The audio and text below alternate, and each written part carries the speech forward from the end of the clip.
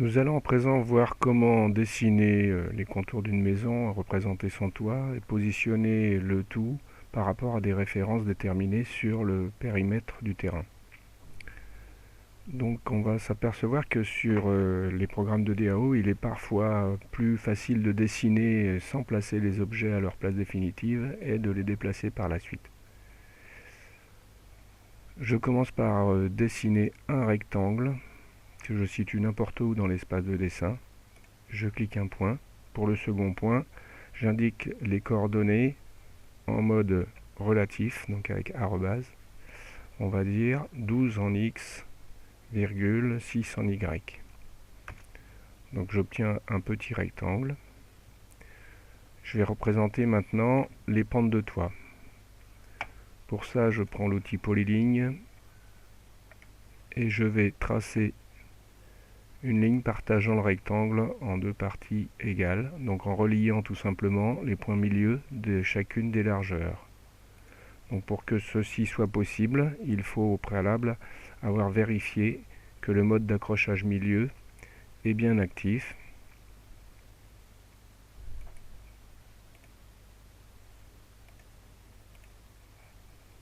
Donc on voit que c'est bien le cas ici.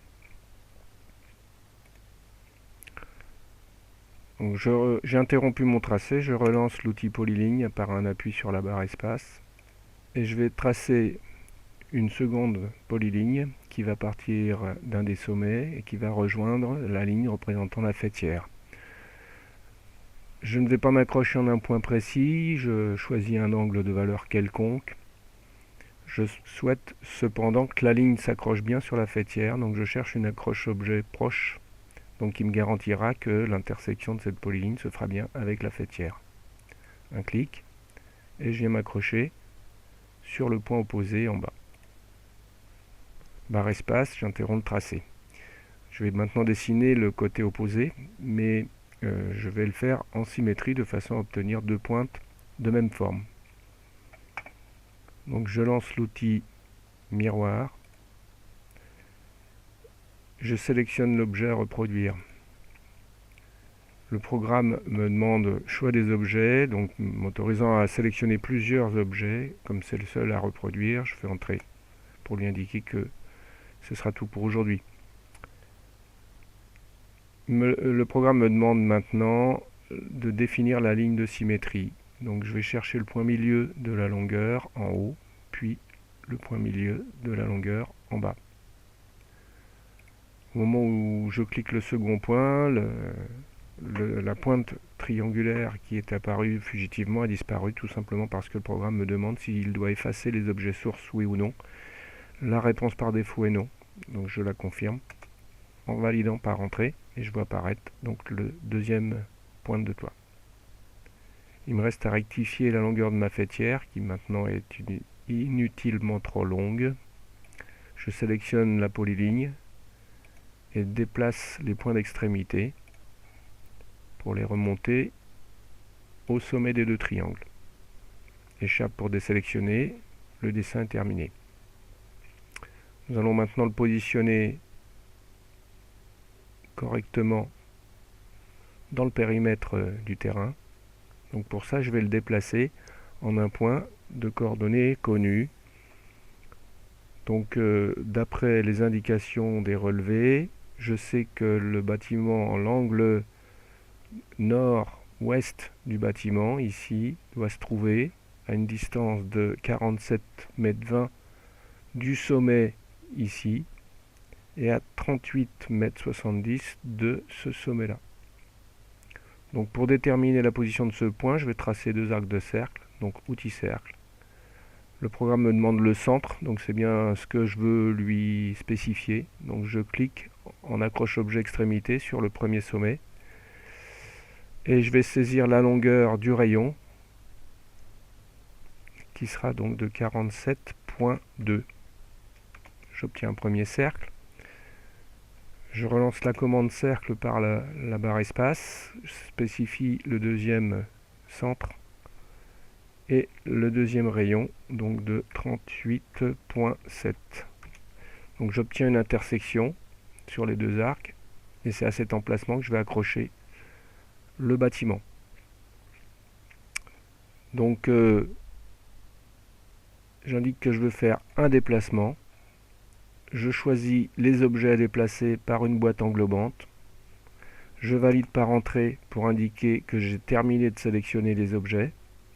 Le programme me demande le point de base du déplacement, donc j'indique le point de référence sur le bâtiment comme précédemment défini. Et je vais aller m'accrocher sur l'intersection des deux cercles. Voilà. Si je zoome fortement pour vérifier la qualité du travail effectué, je vais avoir l'impression d'avoir un travail imparfait, puisque l'arête du bâtiment ne paraît pas être bien placée sur l'intersection des cercles. En fait, il s'agit juste d'une approximation des dessins faits par AutoCAD, qui ne rafraîchit pas toujours correctement les dessins. Donc la commande affichage régénérer ou régénérer tout l'oblige à redessiner, ce qui permettra de vérifier qu'effectivement l'accrochage s'est bien fait correctement. Je peux à présent supprimer les deux arcs de cercle. Et il me restera à faire pivoter la maison, partant du principe que l'arête du pignon du côté ouest est en fait parallèle à ce côté du terrain. Donc pour ça, je vais faire une rotation avec changement de référence et alignement par rapport à une parallèle sur un objet existant. Donc, je lance la commande rotation. Je sélectionne les éléments à tourner, termine par entrer ma sélection. Je spécifie le point de base, donc qui est le même point que tout à l'heure. Et là, je vais constater que ma référence de rotation est sur l'horizontale, c'est-à-dire sur la longueur du rectangle. En fait, ma référence souhaitée était le pignon, c'est-à-dire la référence verticale. Donc je demande un changement de référence, donc R et entrée. Le programme m'indique ma nouvelle référence, donc je lui indique le point de base et le point opposé du pignon. Je constate maintenant que la rotation se fait bien par rapport à ma nouvelle référence. Il reste à préciser que je souhaite un parallélisme par rapport au côté du terrain. Donc pour ça, si je viens survoler le côté, il va me proposer des modes d'accrochage, par exemple ici proche, mais il va être très difficile pour le programme de deviner que ce qui m'intéresse c'est un parallélisme. Donc je vais lui forcer le mode d'accrochage en lui indiquant par la saisie de 3 lettres PAR que je cherche une parallèle. Entrée. Donc il me demande maintenant quelle est la référence de parallélisme. Je vais venir survoler la ligne souhaitée. Et donc je vois par le petit symbole ici la notification que le programme a bien compris que c'était cette référence que je voulais utiliser en parallèle. J'ai toujours pas cliqué. Je ramène ma souris en arrière et je cherche la parallèle en cherchant l'alignement approximatif de la souris. Dès que je suis sur la vraie parallèle, en fait, elle se manifeste sous la forme d'un marquage, d'un pointillé. Il ne me reste plus qu'à cliquer. Le bâtiment est correctement placé comme souhaité.